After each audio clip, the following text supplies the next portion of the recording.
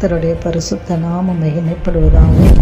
உயிர்த்தெழுந்த வல்லமுள்ள இயேசு கிறிஸ்துவின் நாமத்தினால இந்த கால பொழுதில் உங்களை சந்திப்பதை குறித்து நான் மிகுந்த மகிழ்ச்சி அடைகிறேன். அன்பான தேவ ஜனங்களே, இந்த நாளிலே கர்த்தர் நமக்கு கொடுத்திருக்கிற இறை வார்த்தையானது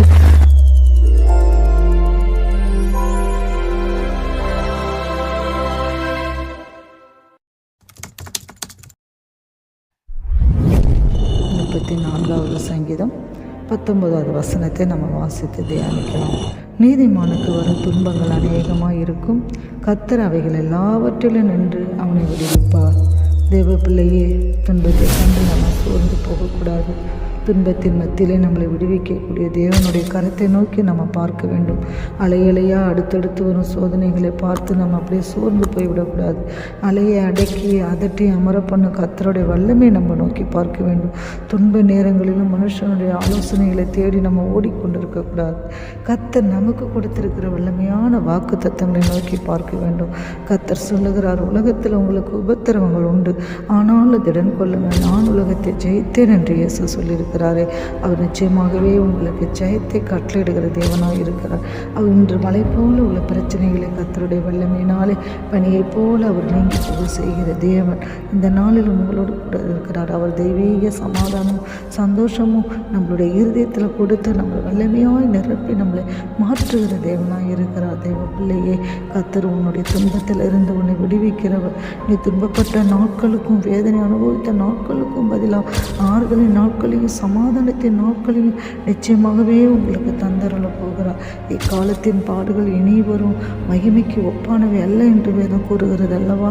இந்த கர்த்தர் நிமித்தமாகவே நீ அனுபவிக்கும் துன்பங்கள் உனக்கு பெரிய ஆசீர்வாதமாக மாறப்போகிறது.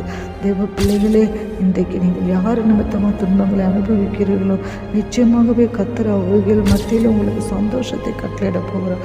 இயேசு சொன்னார், என் நிமித்தம் உங்களை நிந்தித்து துன்பப்படுத்தி பலவிதமான தீமையான மொழிகளையும் உங்கள் பேரில் பொய்யாய் சொல்வார்களான பாக்கியவான்களாக இருப்பீர்கள் என்று சொல்லப்பட்டிருக்கிறது. நீதி நிமித்த துன்பப்படுகிறவர்கள் பாக்கியவான்கள், பரலோக ராஜ்யம் அவர்களுடைய இந்த வேதத்தில் வாசிக்கிறோம் அல்லவா?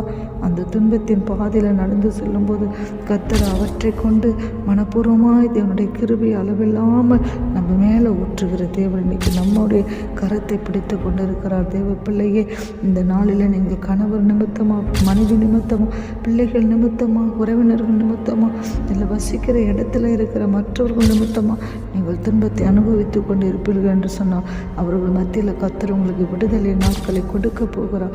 இந்த பூமியில் இருந்த நாட்களில் நம்மளை பலப்படுத்தவே துன்பத்தின் பாதையில் இயேசு கிறிஸ்து நடந்தார் அல்லவா?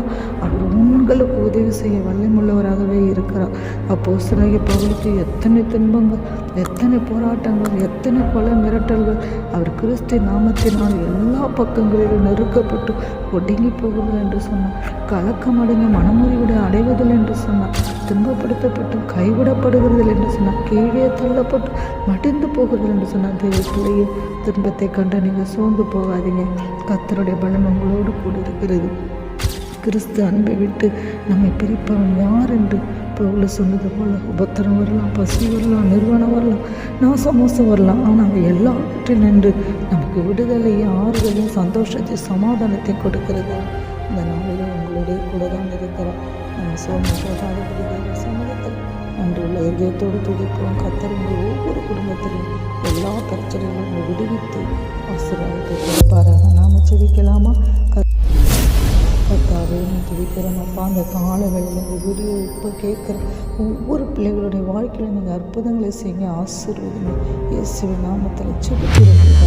ஆமாம்.